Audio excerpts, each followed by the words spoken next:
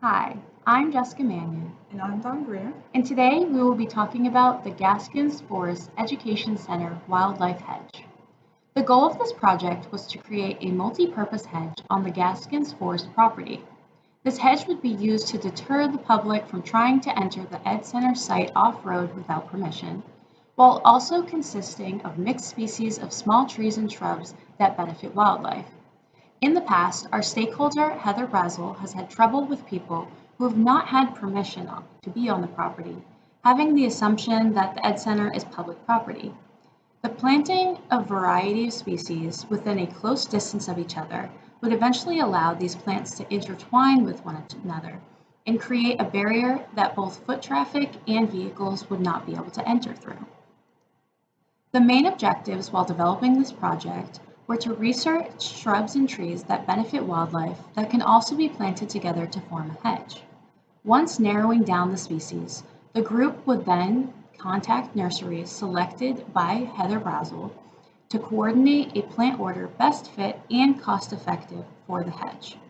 With the plant order, we would then use a garden mapping software to blueprint the area and organize what species goes where. We would then create a pamphlet about the hedge to educate students and the general public about the species and the hedge itself. However, once starting this project, our objectives changed.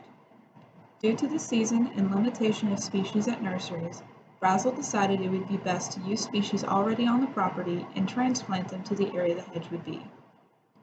With the plants selected from the property, we would then create a pamphlet to educate on the benefits of wildlife. In addition to that, we would also create a lesson plan as a teacher's guide for future groups invited to the property. The hedge is located on the Gaskins Forest Education Center property. The Ed Center is a privately owned facility that promotes conservation and environmental education. It is primarily used by school groups and educational tours relating to ecology and outdoor learning. This property is located in Alapaha, Georgia, and consists of nearly 5,000 acres of pine trees that border the Alapaha River. However, this property is not just pines. Heather Brazel and her employees have created a mosaic of habitats on the property that can be used for hands-on learning and research. As this property is used by many and provides public events throughout the year, many people believe that this is not private property, which was the push for the hedge project. In order to begin the process of creating this hedge, we contacted Heather Brazel through a Zoom call to elaborate on her plans and expectations for the project. It was also helpful that Brazel provided a Google Map image with her estimated sizing on the property that the hedge would cover. The Google Map image indicates the proposed hedge in green. This is located on the ditch labeled in blue on the southwest corner of the property, parallel to the dirt trail. The original project would not include the side adjacent to Moore Sawmill Road. This is currently planted in American Beautyberry that Brazel uses as an educational workshop for jam making with students. As the project progresses, other plants will be added. However, it is not urgent for the project as there is a much deeper ditch located close to the road, and this part of the property is already more difficult to enter through. After speaking with Ms. Brazel, we then visited the property in order to get our bearings and estimate plant quantities for price comparison. Once visiting the property, we began the research on what species would grow best in the area, as the map did indicate that there is a drainage directly in front of the area the species would be planted in. We then contacted Superior Nurseries in Lee, Florida, and the Georgia Forestry Commission on their prices and quantities left for the month of September. These are the prices we received from Superior Nurseries. However, the issue that arose was that Heather Brazel has a preference for bare root versus containerized seedlings. This is due to pricing as Ms. Brazel usually goes through this nursery with the Georgia Native Plant Society and receives a discount on bulk purchases. Ms. Brazel also stated that using the bare root is more low maintenance to provide to her workers that would be planting the shrubs and trees. Georgia Forestry Commission did have bare root, however, their stock was extremely limited and Brazel did not intend to order immediately, which would only become more limited as the season continued. The intent of the project was not to plant, but to create a plant order, So without purchasing these plants, we needed to change the project. From this point, we determined based on what she had on the property that the best species to plant to the hedge would be American elderberry, eastern mayhaw, American beautyberry, common persimmon, southern crabapple, flowering dogwood, blueberry, buttonbush, sparkleberry, and Chickasaw plum. These all individually have many benefits to wildlife and provide for a variety of species, especially in the southeast during fruiting and flowering seasons. Brazel stated that she had already had some of these species on her property that she would later plan to plant. However, we encouraged taking part in this step for the project if it was the appropriate season to do so. She could then plan to get more plants in the future by purchasing in the spring. Ms. Brazel was more than happy to have us be a part of the ongoing project.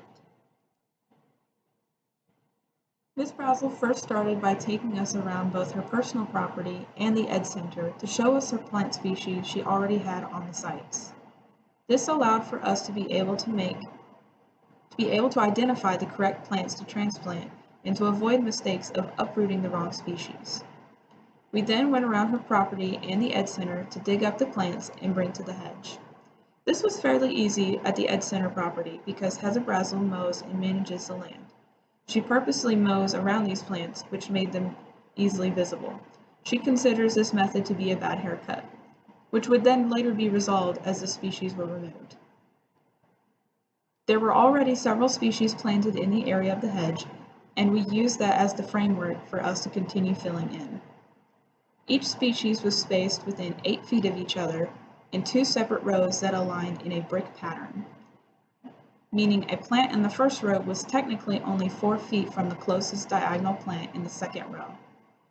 This would allow the plants to have enough space to grow into a shrub-like structure without being overcrowded while premature. Once fully grown, the species would intertwine or stand directly next to each other, creating a barrier for off-road entrances. Once finishing our outdoor fieldwork, we started on our pamphlet making process.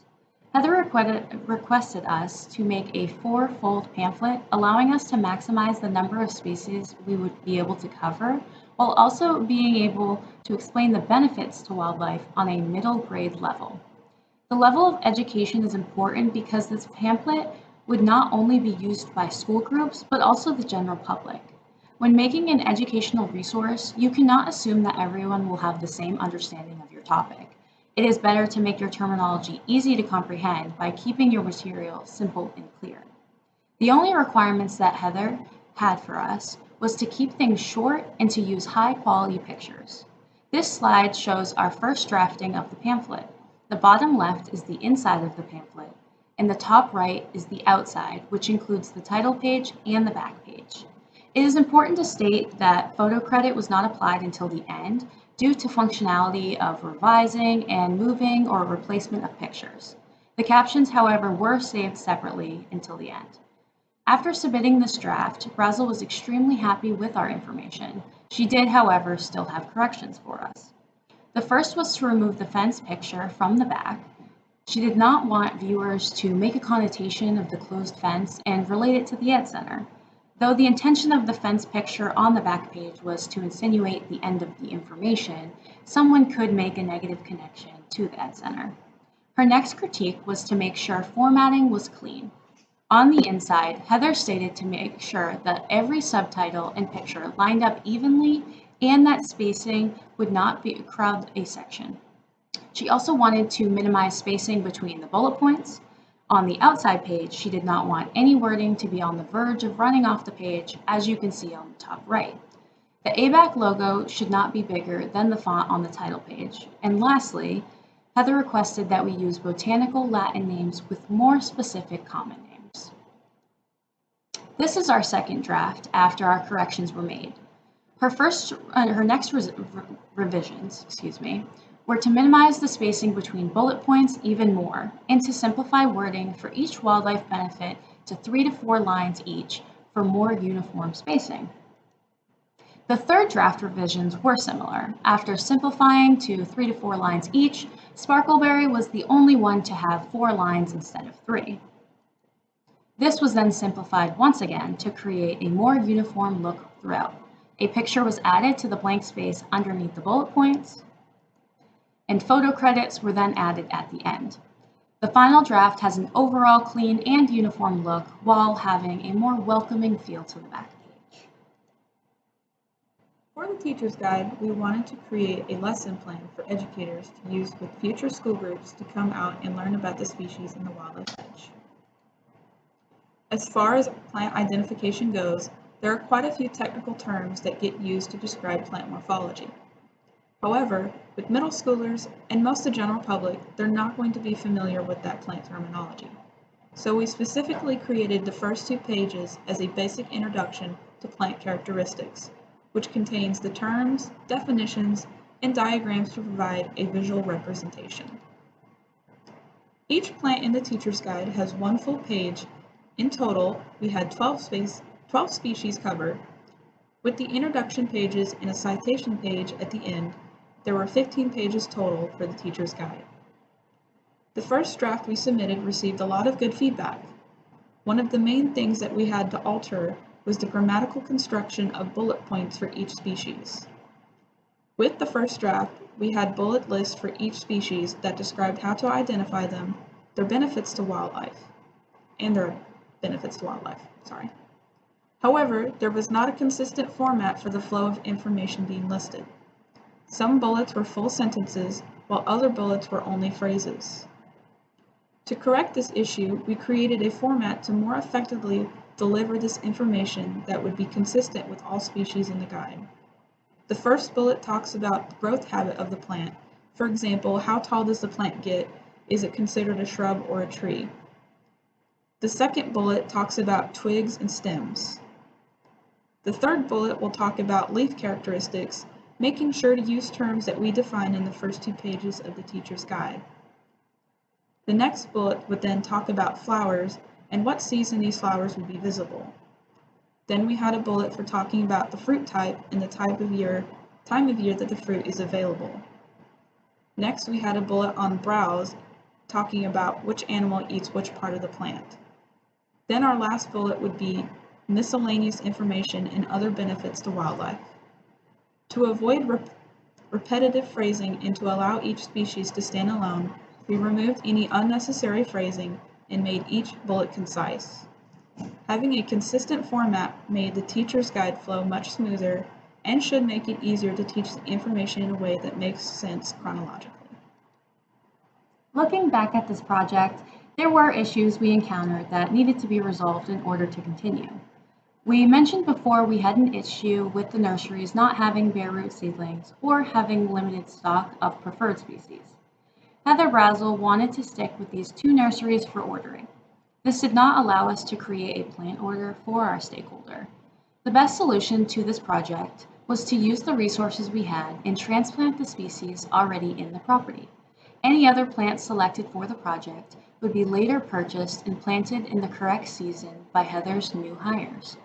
During the timing of the project, it would not be best to plant seedlings. However, with transplanting, fall is considered the best time during its colder, drier season in the south, and the plants would then have 3 seasons to establish a good root system before the heat of summer. This worked in favor for us to be able to get our outdoor field work.